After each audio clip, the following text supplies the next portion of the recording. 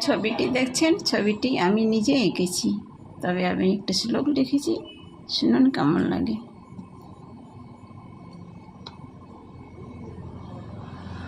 আমি লিখেছি শ্লোকটি, শুনুন কেমন লাগে। আমি নিজেই লিখেছি।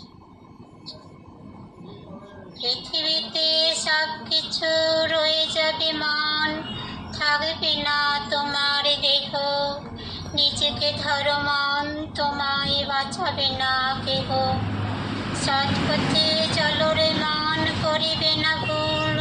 নিজেকে ধরো মন, তোমার মনটাই যে ত্রিশূল। প্রকৃতির গতিতে চলো রে মন, পাবে যে জীবন। কখন আসিবে ঝড়, কখন হয়ে যাবে মরণ।